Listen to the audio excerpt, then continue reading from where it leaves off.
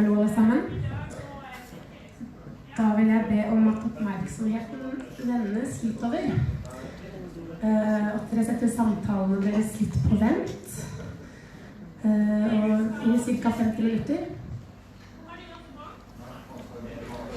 Hallo! Det er ikke fordi jeg er hes og har nesten mistet stemmen, men det er fordi at de neste 50 minuttene skal dere få oppleve noe som virkelig fortjener alles fulle oppmerksomhet. Jeg heter Ingeborg Kverne, jobber i Norsk Penn. På vegne av Norsk Penn og Aschehoug forlag så vil jeg ønske dere velkommen til et mestermøte mellom to av de aller fineste poetene vi har i Norge. En av dem kjenner nok de aller fleste av dere fra før. Paal-Helge Haugen er prisbelønnet og medisinutdannet, lyriker, romanforfatter, oversetter, gjendikter, dramatiker og selvsagt veldig mye mer fra Norge og Setesdal. Han er uten tvil en av de aller fremste lyrikerne vi har i Norge og internasjonalt. Han er oversatt til over 20 forskjellige språk. Ashur Etwebi er også en svært anerkjent og medisinutdannet poet, romanforfatter, oversetter, gjendikter, kulturaktivist. Han er sågar professor i medisin, og han er fra Libya. Han regnes også som en av sitt lands fremste samtidsforfattere, og er en aktiv formidler av andre dikteres poesi, blant annet gjennom gjendiktninger til arabisk, og som arrangør av en stor internasjonal poesifestival i Tripoli. Ashur måtte forlate sitt land etter alvorlige trusler på grunn av sitt arbeid, og han kom til Trondheim som byens fribyforfatter senhøstes 2014. Paal-Helge Haugen og Ashur Etwebi har stått på scenen sammen flere ganger tidligere for å snakke om sin felles kjærlighet til poesi fra hele verden. Og de har gjendiktet hverandres dikt til henholdsvis arabisk og nynorsk. Noen av diktene til Ashur, som Paal-Helge har gjendiktet, kan for øvrig leses i denne rykende ferske antologien «Å kysse en ørken og kysse en myr», som nettopp er utgitt på Aschehoug i samarbeid med Norsk Penn, og som er lansert her på festivalen på torsdag, med tekster av 13 fribyforfattere bosatt i Norge, hvorav Ashur er en av dem. Men nå skal Ashur og Paal-Helge få sette hverandre i stevne i fri dressur. Det er bare å glede seg. Vær så god, the floor is yours. Okay, thank you very much.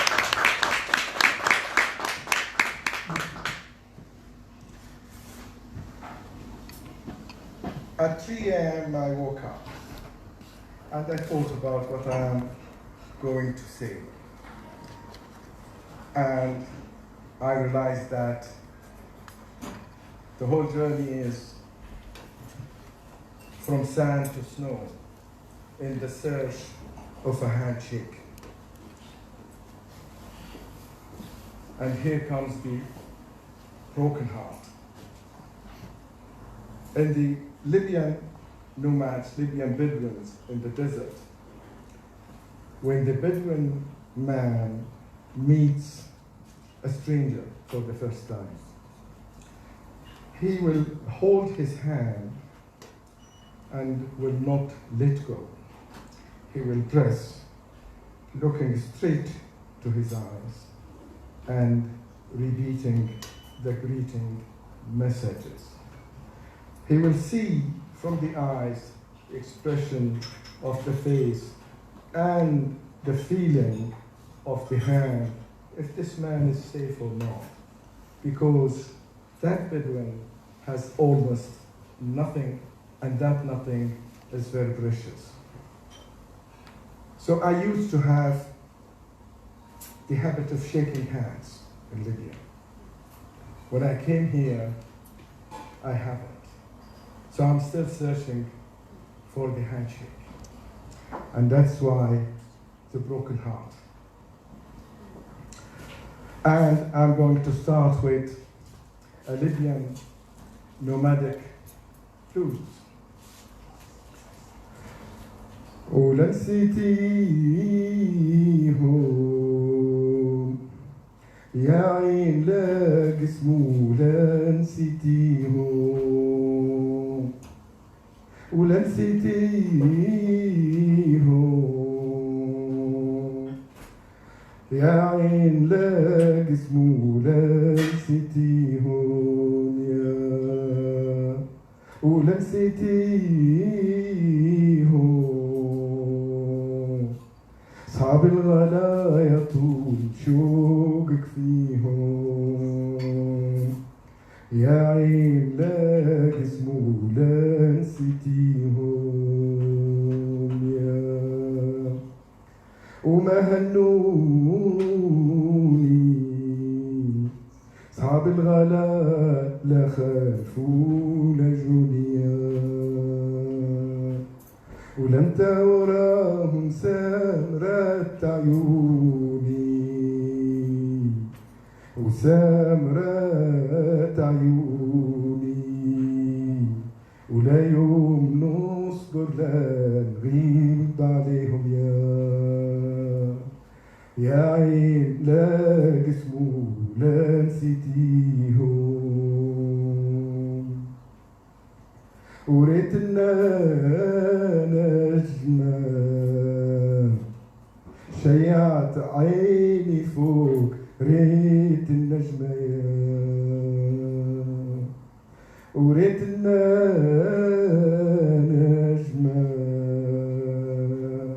خطر علي يم الحجال والخبايا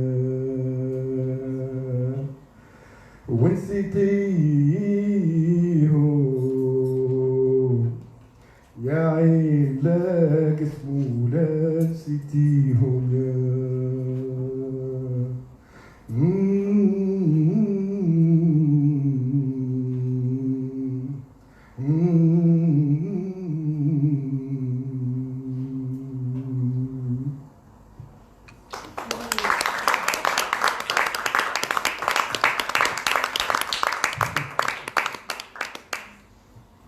And then from the broken heart, there is a broken tongue.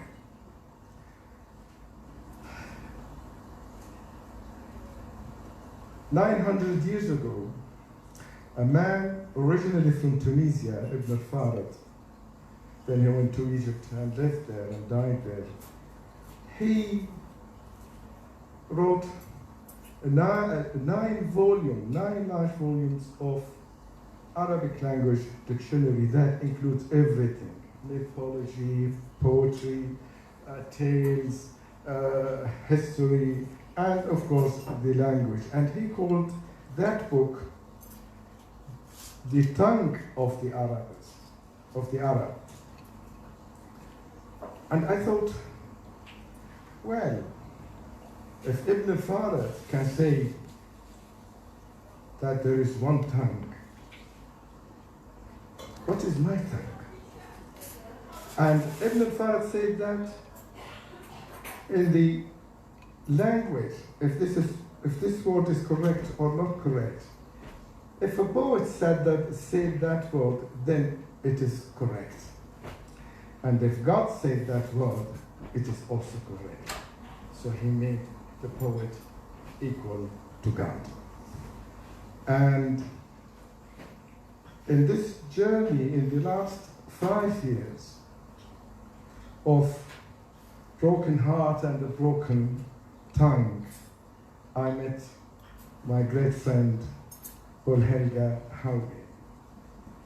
Now my tongue is not completely broken. Paal-Helge.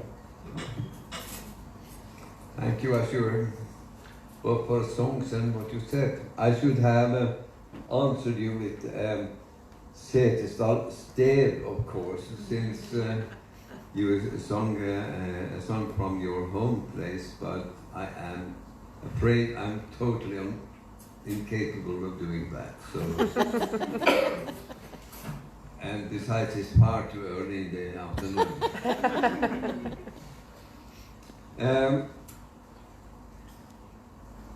We have a special relationship in that way that we have tried to figure out how we can meet without his mother tongue as a medium or my mother tongue as a medium. The main thing here is that we both are alive for the moment. And that means that we have access to some sources that you normally don't have when you translate. That means that we can work not with a translation as a direct line. People tend to see that as a line between language A and language B. And there's a transport going back and forth, good or bad vehicles transporting sometimes, more than not, I'm afraid. But there's a third point. There's an American, an English author called John Berger, who I admire greatly, also politically. And he has a theory where he says that translation is never a question of one line, it's a triangle, because there is something in the middle. And that is what we are trying to recreate by being together and sharing thoughts and trying to get closer, not only to what was written in the first language of a poem, be it Norwegian or English, but what could lie behind. Because every poem is in some way a translation. Every literary work is a translation.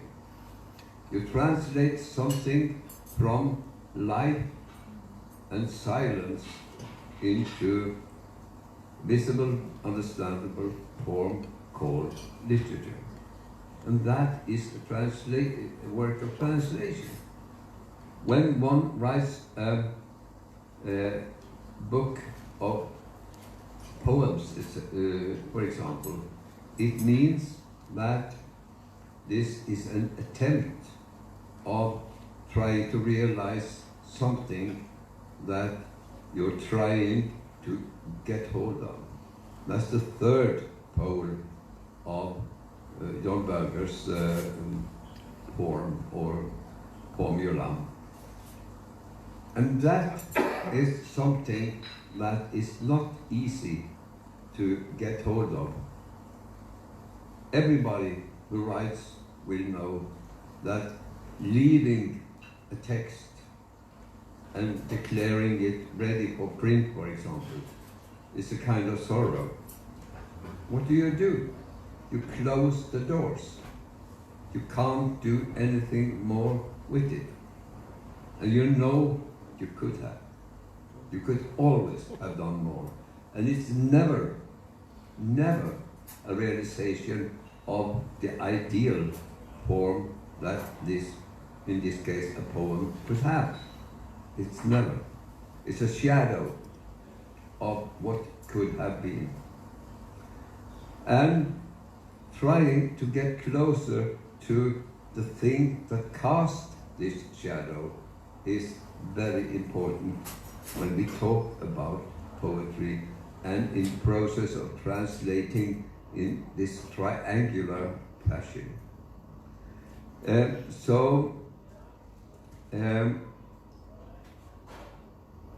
Doing a translation is in fact very common to any kind of linguistic experience. Sitting with your loved one across the breakfast table is a translation.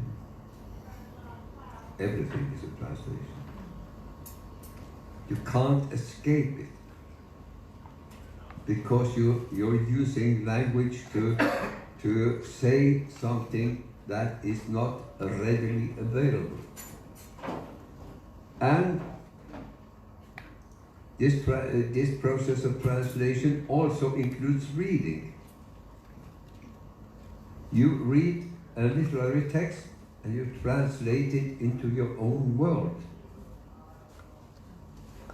That is what reading is.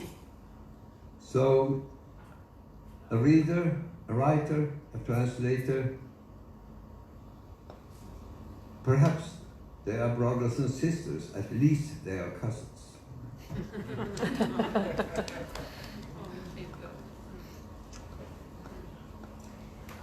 Okay.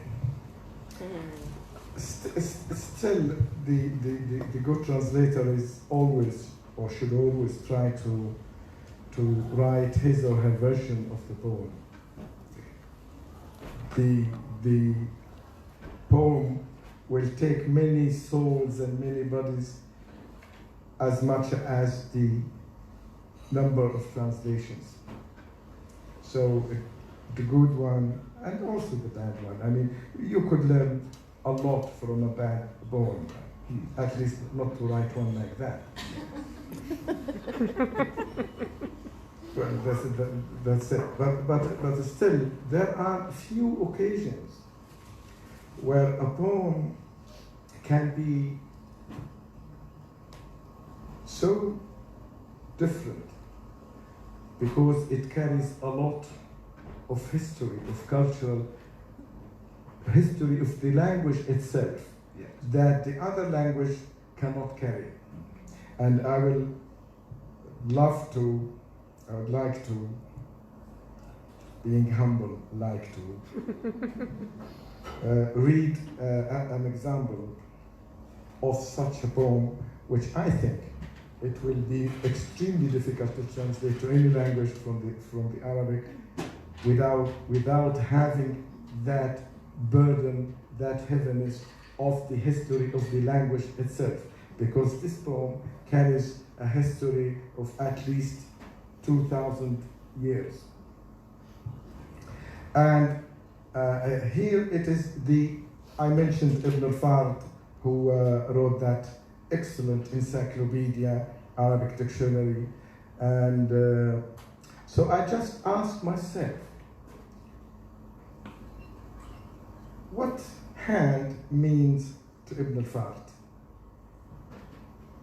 So I looked at the encyclopedia.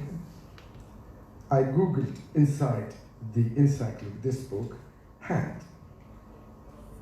And it was amazingly beautiful findings.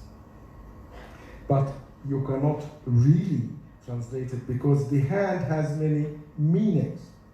So I will just read the text in Arabic, and you could see the flow that goes with the different meanings of hand in the book of Ibn al-Fard.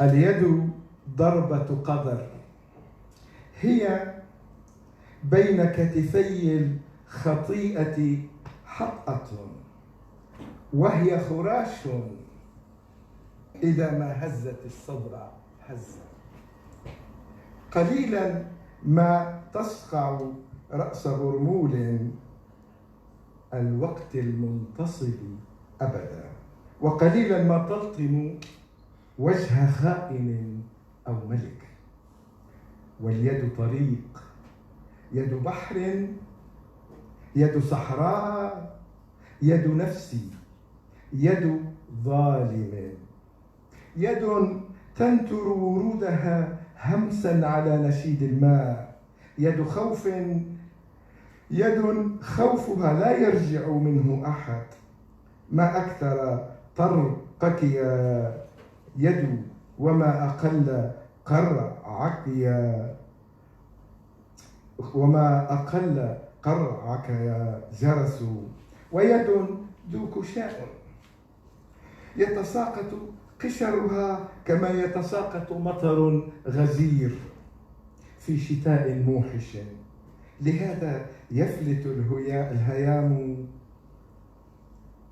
لهذا يفلت الهيام من يدي لهذا لا يعرف رمل الكتيب غير رمله يحضن بعضه بعضا تماما كما تحضن يدي يدي ويد لا تمل توبئ لي ولهم سجينة نوافذ النهار لا تظهر وجهها لغريب لها في كل قميص زر يتنصت ولها في كل فناء بيت طائر يسبح اليد موثوءة والدم ينتظر اليد خراب بألف خيط اليد قوس كراهية مشدود في التيه يؤوب الوقت وتؤوب اليد في آخر الليل إلى فتيلة سراج أكتب في الفضاء اسمك يا طائر اليد كلها جناح ويد لا ترغب أن تقع في قبضة الحساس اللحاش يد تلامس رطب الفلاة تفور بالعقيق رغم أن الحدائق يد نهرها سرور وطينها عناق حميم يد وشمها بلاد وفمها أبكم يد ما لامست شيئا إلا أخذته وإن من وراء حجاب. This type of poetry, it will be extremely difficult to translate to another language. So, my question, Paal-Helge, when you translate to Norwegian, do you think Norwegian or you think that language? Which? I think it all depends, and to a certain point you have to think, as you say in Norwegian, you have to think about the resonances, the rhythms, the possibilities that you have in your own language. Because what is translation after all? It is the realization that it can never be a reproduction. Thank God for that. It shouldn't be a reproduction. It can't be. It is in some way the same poem, but it's also a new one. And this double kind of poem, I think, is very important because this is part of cultural interchange. That is one point. The other point is that you have to come to terms with the fact, if you're not going to be mad anytime soon, you have to know that a translation can never be as good in some ways than the original poem, as the original poem is. But in some ways it could even be better. I have experienced at least one instance.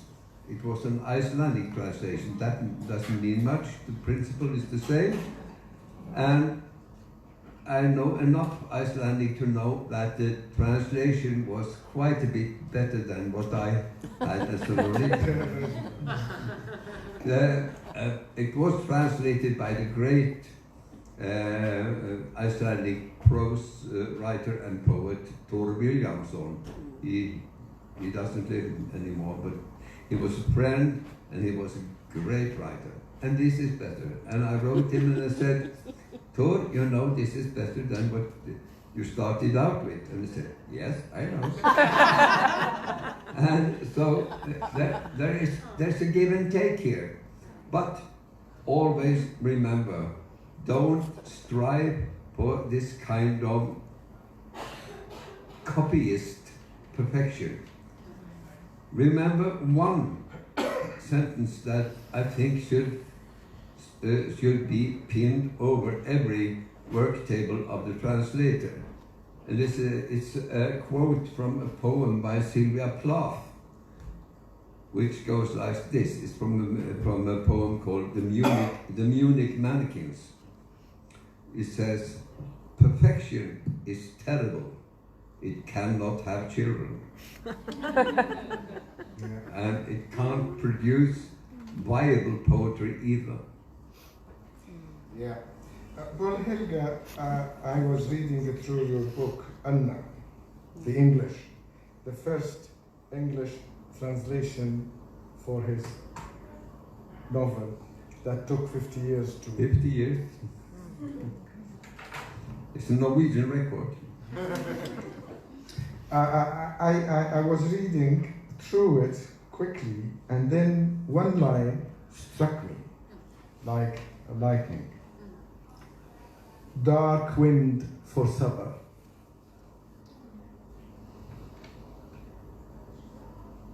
Could you elaborate more? Dark wind for supper.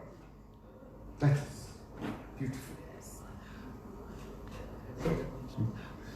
How you deal with the metaphor? This is poetry in a novel, Yeah.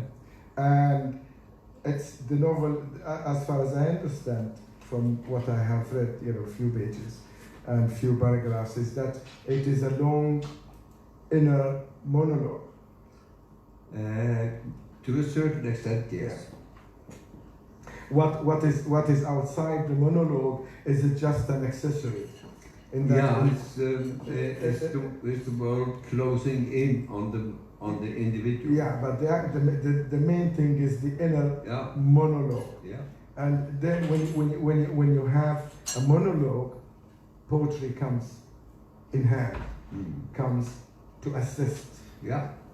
So, how strong metaphor can help in this kind of monologues, in prose writing?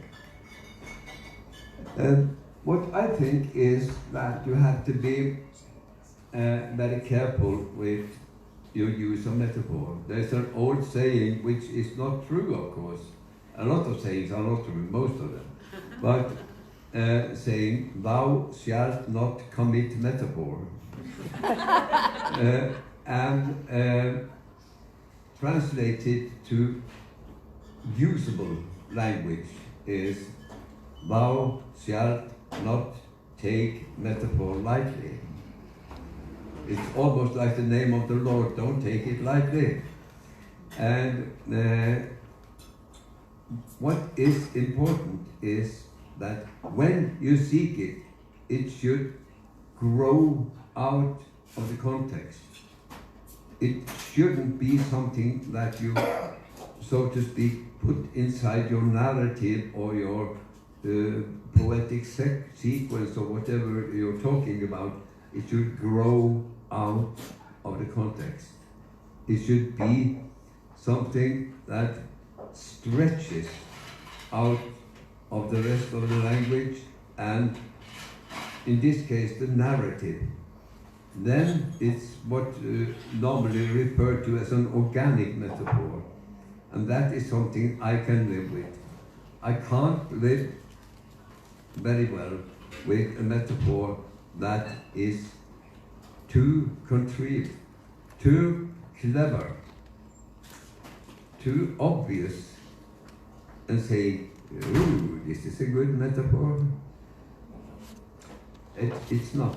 Okay, listen to this paragraph. Listen, please, to this paragraph. The weather van, V-A-N-E, the weather van, is pointing north and moving. Pointing is an action, but it is unmoving.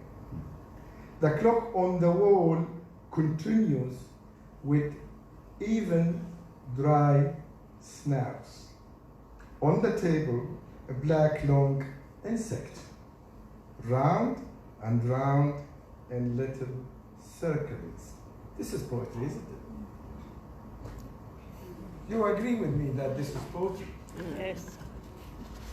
Yeah, and it's a situation, what you try to do. I advise you to...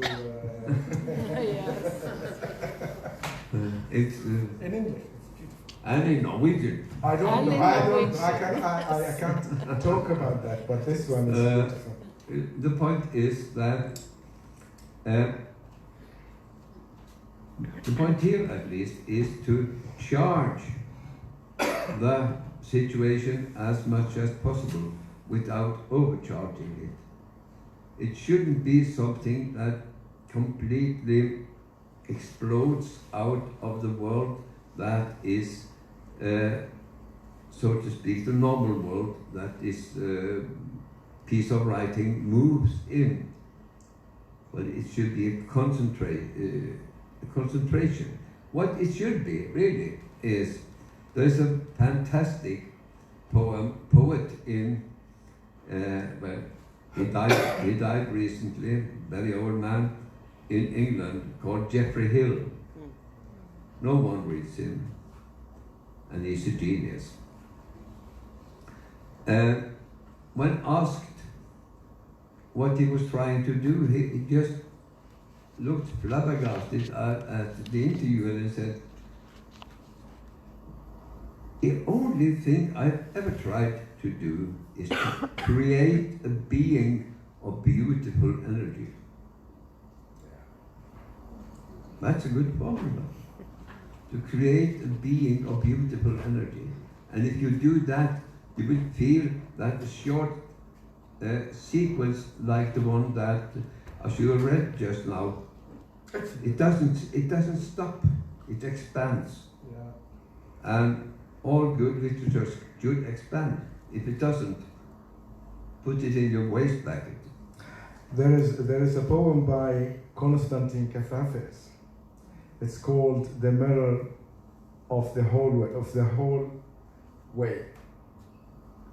A young tailor assistant who also on Sundays he is an amateur sportsman. He comes to this building. He goes to the hallway to the apartment with a bundle of iron cleaned clothes. He knocks on the door. Somebody comes, opens the door. He takes the bundle and he goes in, or she goes in for the receipt. And then this young man goes to this 80-year-old mirror in the hallway, and he stands in front of that mirror, ties his suit and his tie. He looks straight to himself for a few minutes. The door opens, this young man takes the receipt and leaves.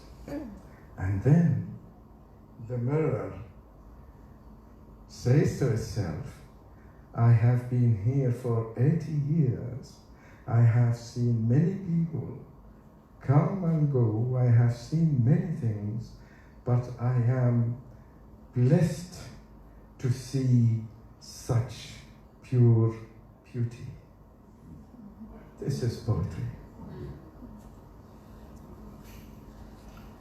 I'd like to get back to one of Ashur's poem and the question of how do you get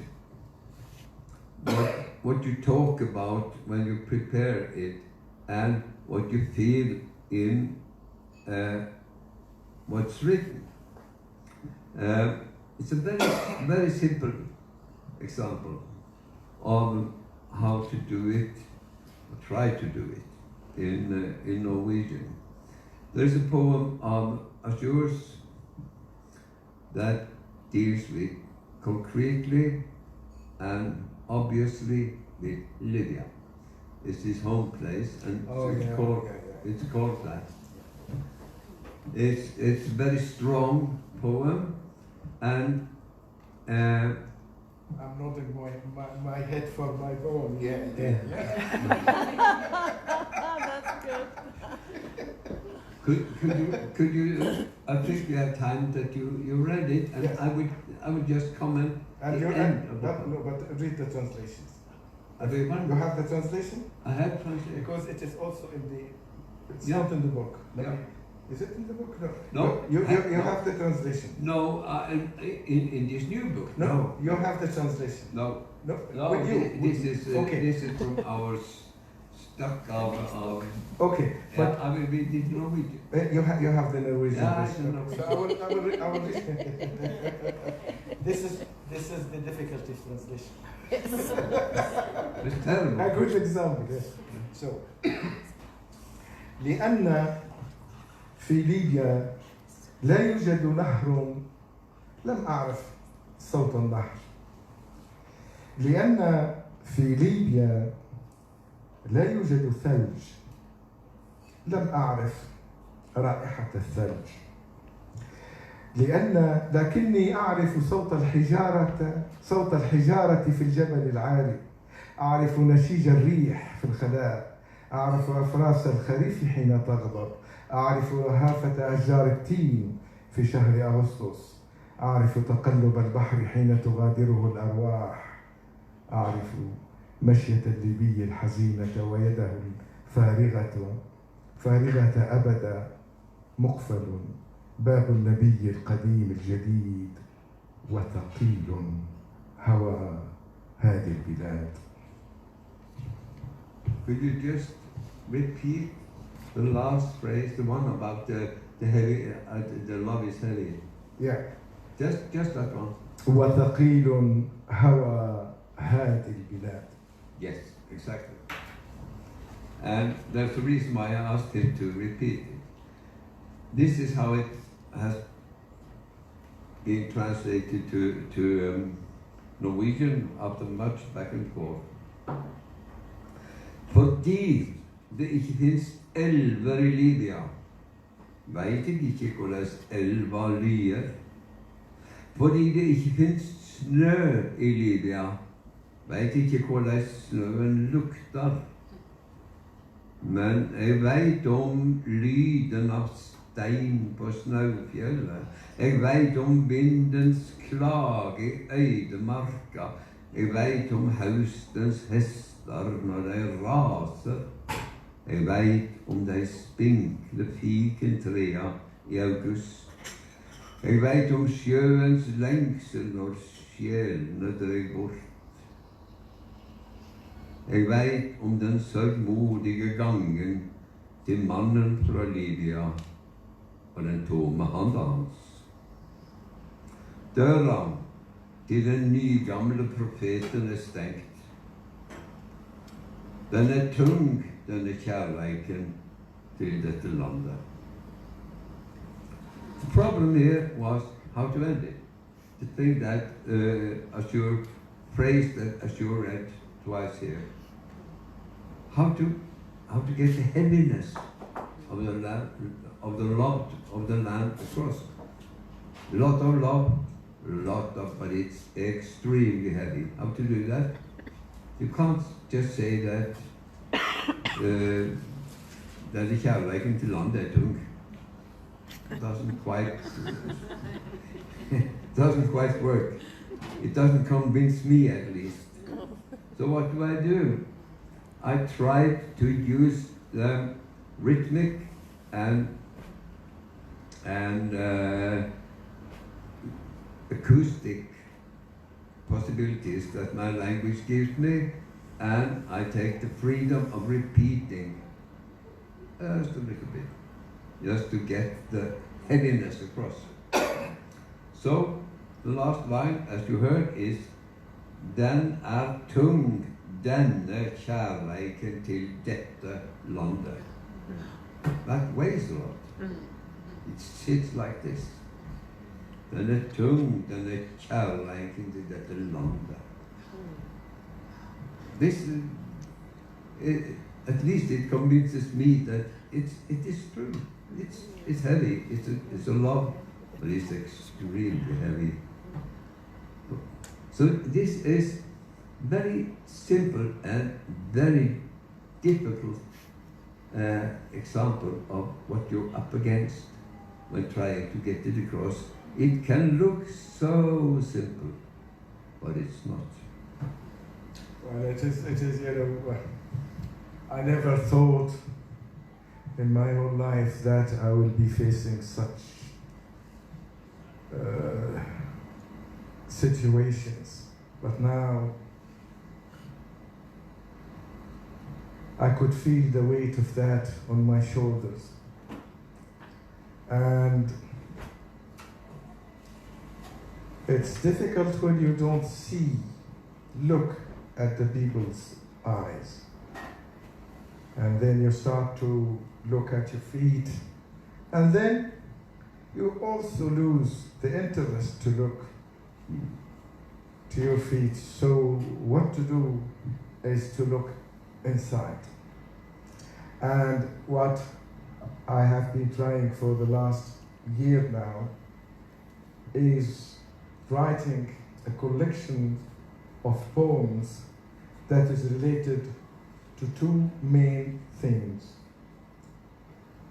childhood memories and small places in Libya that are not mentioned in the history of Libya. I think my duty is to put the name as much as I can in a poetic way in poetry, and this is what I can do to my country and to my children and to the Libyans. It's some sort of payback, but payback with feeling, having the pain. It's not payback that you want to give, just to give. No, payback that I am having the pain, but the pain will go. So there is in that circle of give and take also there is hope. There is an opening. There is an opening. The other thing which I couldn't do now almost 5 years. Where is Norway in my life, in my poetry? How could you write about Norway, the life in Norway, my life in Norway? No matter how I tried, Norway came through Libya. Norway was the passage, the backdoor passage that may take me to Libya. But it's not that I don't want to write something about Norway, but it's too much going on for me related to my country to be involved to something else. So it's like walking or living in a box that's written from outside, made in Norway, but from inside, made in Libya. And that's the situation. But I'm privileged because I know that you have begun to try. I have seen some of your later poems, so I know you're on your way. We have to stop rather soon, and we have been talking mainly about our common work. I'd like to stop with just one reminder that goes for everybody, because this is not magic. It's friendship, knowledge, will to understand, will to realize it in language. That's all it is, which is translated in normal words to hard work. That's all it is.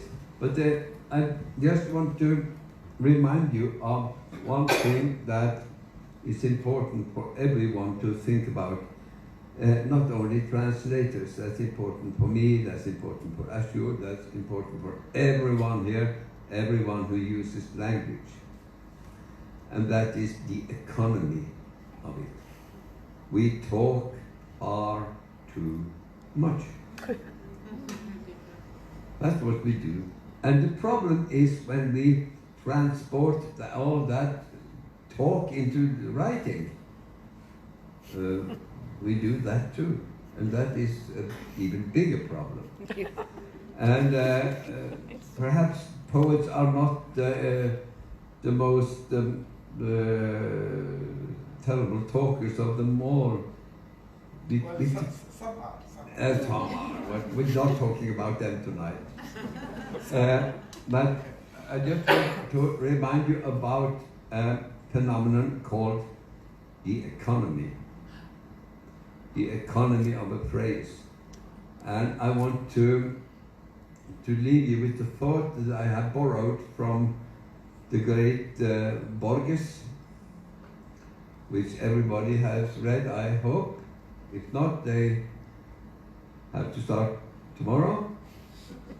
And he tells, in one of his essays, he tells about something that he really admires, and that is the Nordic saga. He was a great believer in the method of the Nordic saga. And he tells about one place in Harald Hardrad saga, where Harald is trying to conquer York. And there is some sort of meeting between the enemies, and the Harald faction asked, if we stop here, what will Harald have it as a gift? And the envoy from the opposite side says, he will have the great gift of 6 feet of English earth. And then Borges said, couldn't be done better. But I have read Coleridge, I mean the English poet Coleridge, and he paraphrases this and he says, he will get the gift of 6 feet of English earth for a grave. And Borges said, quite correctly, that's instructive. It tells you how to kill language. Thank you for us.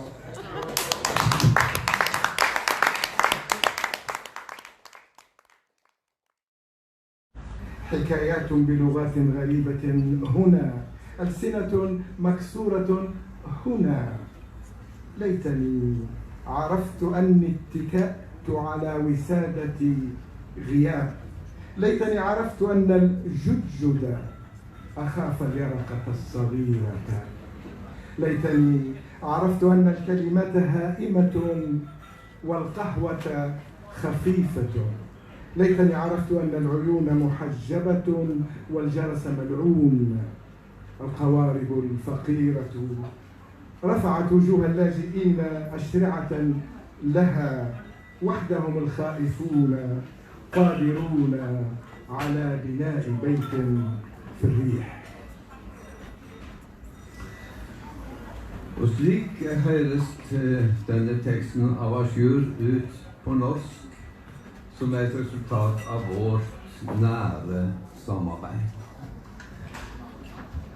Et hus i vinden, en vergeløs ettermiddag, et veldig utbreit hav, tomme tre, en sommerfugl og en grav. Jeg er her, landsbyfolket er her, fortellinger på framande språk er her, brotne tungemål er her. Jeg ønsker jeg hadde visst at jeg la meg ned på ei pute av trådvær. Jeg ønsker jeg hadde visst at grashoppa skremte den vesle larven. Jeg ønsker jeg hadde visst at orda er sett i drift og kapp i en lys. Jeg ønsker jeg hadde visst at augo var slørde og de store klokkene fordømte. Båter med flyktninger løfta anled i staden for heiste segl. Bare de fryktsame er i stand til å bygge et hus i vinden. Vinden sveik tida for å kunne lytte til diktet om det store tomme, for å kunne feie bort universets vannkunne. That was good.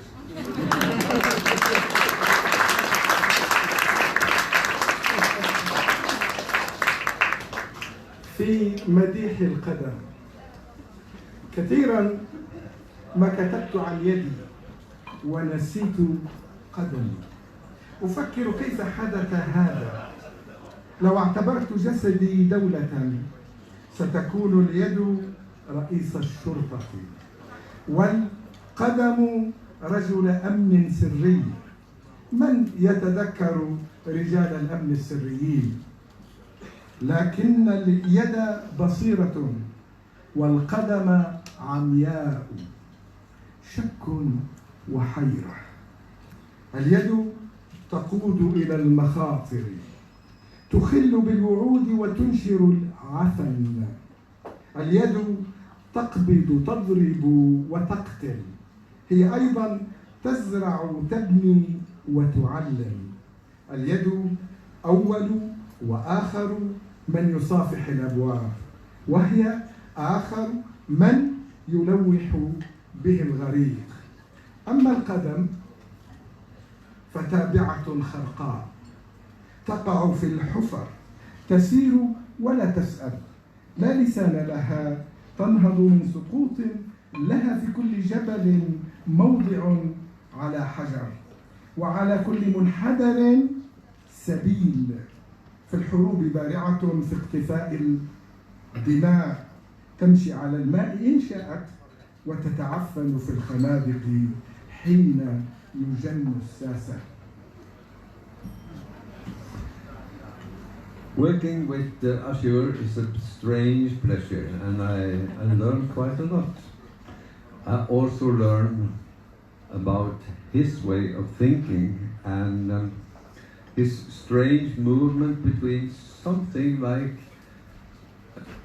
a humor that is not only humorous but has a sting inside of it, and how he can turn around so quickly that I have to do my best to follow him.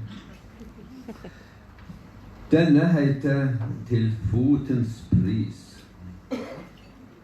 Ofte har jeg skrevet om handa, men aldri om foten. Hvordan kan det ha seg? Det som jeg så på kroppen min som en stat, ville handa være politisjefen, mens foten ville være en hemmelig agent, og ingen minnes hemmelige agenter. Men er det ikke slik at handa kan sjå mens foten er blind? Det er ytterst tvilsomt. Handa skaper farlige situasjoner. Handa held ikke det den lover. Den spreier smittsomme sykdommer. Handa arresterer, slår og dreper. Men handa høster også grøa inn. Den bygger, og den spreier kunnskap. Handa er det første og det siste som rører ved dørklinka. Og handa er det siste den druknende har att når han prøver å få hjelp. Men foten følger umælende etter, ramler ned i håler og tusler bekymringsløst videre. Han har ingen tunge, han reiser seg villig. Foten sin en stig over hver eneste stein på hvert eneste fjell. Og han er så dyktig til å følge etter i krigens blodige fotefar. Han går på vattnet om han så ønsker, og han råtner i skyttergravene når politikerne mister forstanden.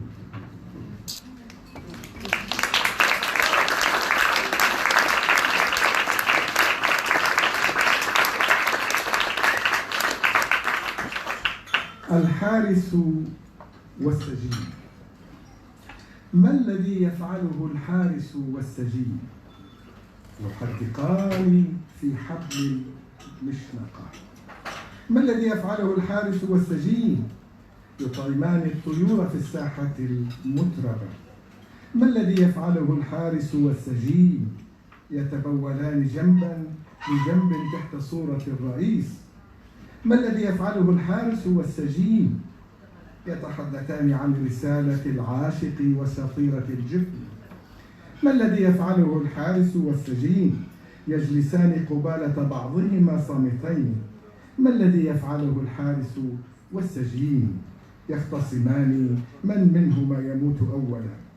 ما الذي يفعله الحارس والسجين؟ يضحكان على نقشين غريبين في شاهدتي قبريهما. Fangevakteren og fangen. Hva det fangevakteren og fangen gjør? De kikker opp på galgene. Hva det fangevakteren og fangen gjør? De mater fuglene i den støvete luftegarden. Hva det fangevakteren og fangen gjør? De pisser under portrettet til presidenten. Hva det fangevakteren og fangen gjør? De preiker om kjærleiksbrev og cheeseburgers. Hva det fangevakteren og fangen gjør? De snur seg taust mot hverandre. Hva det fangevakteren og fangen gjør? De krangler om hvem som kommer til å dø først. Hva det fangevakteren og fangen gjør? De ler av sine underlige gravskrifter.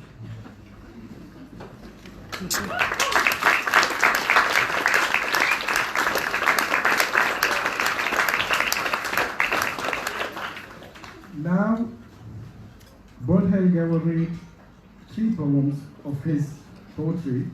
I will read the Arabic translations. So when you clap for me, not for him. Jeg har hatt glede av at Ashur ønsker å samarbeide den andre veien også. Og da har han tatt på seg forskjellige ting som jeg har skrevet fram gjennom tidene. Og det første som vi har valgt ut i kveld, det en riktig gammel tekst. Den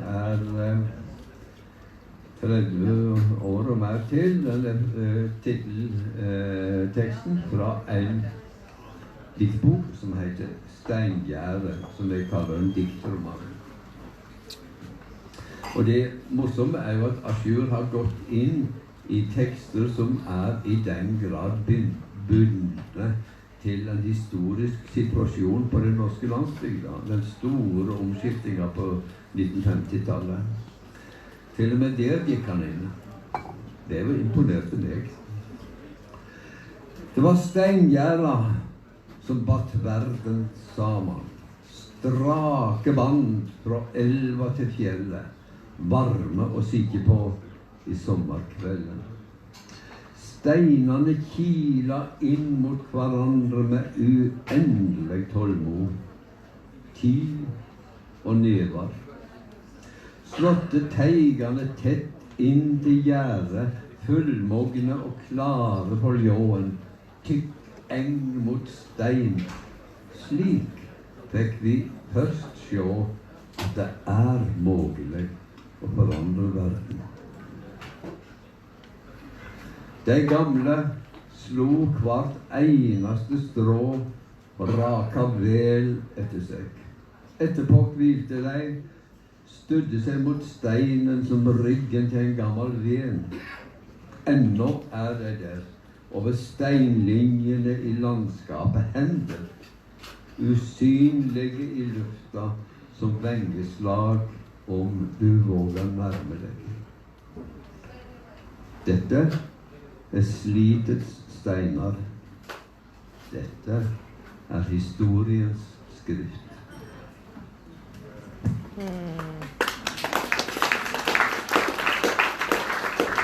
الأسوار الحجرية. ما يربط العالم معا مضلعات تمتد من النهر إلى الجبل، دافئة للجلوس عليها في أمسيات الصيف، حجارة متراصة جنبا لجنب، صبورة أبدا، الوقت والأيدي. قبالة الحائط حقول التبن في أوج نضجها، تلمع جاهزة للمنجل. كذلك المرعى قبالة الحجر. لقد بدأنا نرى كيف يمكن تغيير العالم. يقطع الكهول آخر ساق وبمحاريتهم ينظفون الحقول، ثم باسترخاء سلس يتكئون على الحجارة كمن يسند روحه على ظهر صديق قديم. ما زالت هناك فوق صفوف الحجارة في السهول أيد تلوح في الهواء كأنها أجنحة خفاقة. لو تجاسرت واقتربت، هذه حجارة الكدح، هذه كتابة التاريخ.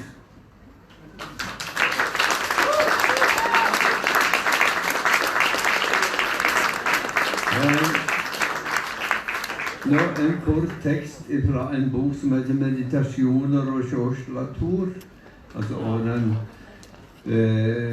franske barokkmåleren kjørslatur.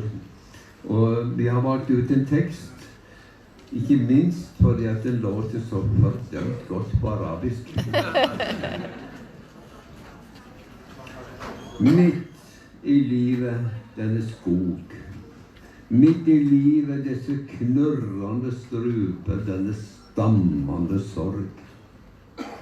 Løfte opp spegelbråte og sjå, vite at du ufullført del av den alltid uferdige skapinga. Kjenne at det lamme dyret, den uklare forma, vrengebildet av det som kunne vært. Halde ut til bildet åpner seg og slipper fram innst inne. Et ørlite skin, et dverglys. Bøye seg ned mot livet, la seg oppfylle av alt. Nådeløst bøye seg og sjå. Larve, broderkropp. Kjenne sjela at jeg krypende form fra Kambrium. في منتصف الحياة هذه الغابة، في منتصف الحياة هذه الحناجر النباحة، هذا الأسد تأتاء. أمسك عاليا كسرة المرآة، امسك عاليا كسرة المرآة واعلم أنك ناقص. دائما جزء من خلق لم يكتمل. تعرف على المخلوق المقعد، الشكل الغامض، الصورة المشوهة لما كان يمكن أن يكون. ابقى إلى أن تفتح اللوحة وتطلق من صميم المكنون وميضا صغيرا ضوءا قزما. اركع نحو الحياة، اترك نفسك تمتلئ بكل شيء بلا رحمة. اركع وانظر. اليرقة جسد توأم. تعرف على الروح في شكل يزحف خارجا من العصر الكمبوري.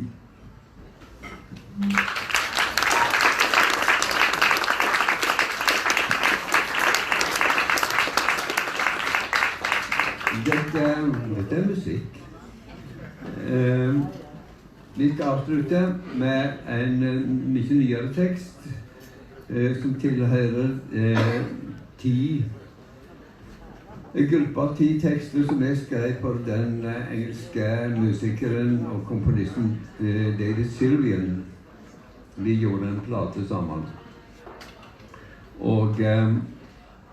det eneste han sa, du skal skrive tekster om 10 uncommon deities, 10 ukjente guddommer. Og det hadde jeg usedvanlig lyst til, så jeg kunne gjerne spurt om jeg kunne gjøre 20, men det ville han ikke ha. Dette er en av de som David brukte. Det er kanskje noen som til og med er så gamle at de kjenner han som hadde rockepartid, som kjenner han som stor rockestjerne i gruppa Japan. Det var David Sylvian. Nå er han en helt annen person. Her kommer da den ene guden som vi avslutter med. Han er det guden for adverb. Av alle guder er det han som står mennesker nærest. Hvert eneste ord som unnslipper oss, tar han imot og legger på plass i sitt kartotek. Det blir stadig utvidet og strekker seg inn i skyene. I kartotekets korridorer går han daglig og leter etter det perfekte adverbiale avtrykket av tilværelsens gråtone. Han er i ferd med å stave seg gjennom verdens samla ordforråd, levende og dødt, i tillegg til det himmelske vokabular. I aserbajdsjansk finnes det ingen adverb, bare slyngende antydninger i resten av språkmassen. Guden for adverb finner dette djupt bekymringsfullt. Adverbet er tankens ordklasse. Når adverbet kommer til overflata av menneskets språk, er barndommen over. Resten er overlappende gråsoner i fornuftens domene, i det tankefulle mellomrommet mellom spørsmål og svar. Sanningene har kort halveringstid. Slik er hans evangelium. Han forstår vårt behov for å formulere verden, men det er hans misjon å avsikre det alt for sikre, og han kan bare opplyse de som søker opplysning. Når han taler, er vokalene duse og konsonantene små steiner, spreide ut over ei stor slette av skiftende nyanser. Han gjemmer seg i torevær og frykter livets kløyvde tunge. Den er entydig. Han søker tilflukt i ei mjuk, lindrende tåke. Det eneste han etterlever seg, er lyden av prøvende steg. Og så skal vi høre Ashurs versjon, og så sier vi takk for oss etter den. إله ظروف من كل الآلهة هو الأقرب للإنسان. كل كلمة تهرب منا يلتقطها ويسجلها في ملفاته. هذا السجل يتضخم باستمرار يصل إلى السحب. كل يوم يدرع أروقة سجلاته باحثا عن بصمة الظرف المثالي للظلال الرمادية للكينونة. قد بدأ في تهجي طريقه عبر الألفاظ المجمعة للعالم الحية والميتة، إضافة إلى معجم السماء. في أذربيجان لا توجد ظروف في اللغة، بل إطنابات وانعطافات مخفية في مكان ما في اللغة. إله الظروف يجد هذا مرهقا جدا. الظرف جزء من الخطاب متعلق بما بعد التفكير. عندما يظهر الظرف على سطح لغة بشرية تنتهي الطفولة. يصبح لدينا مناطق رمادية متداخلة في مجال السبب، في الفجوة الاجتراء بين السؤال والإجابة. الحقائق عمرها قصير. هذا إنجيله يرى حاجتنا لتشكيل العالم، لكن هي دعوته لإدخال الشك فيما أعطى، ويمكنه فقط تنوير من يسعى لذلك. عندما يتكلم حروفه الساقطة تكبح والساكنة حصباء، مبعثرة على سهل من مضايقات متحركة. يختبئ في العواصف الرعدية ويخاف لسان البرق المشقوق. إنه أمر في غاية الوضوح، يجد مأوى في سديم مرطب، كل ما يتركه وراءه صوت خطوات مترددة.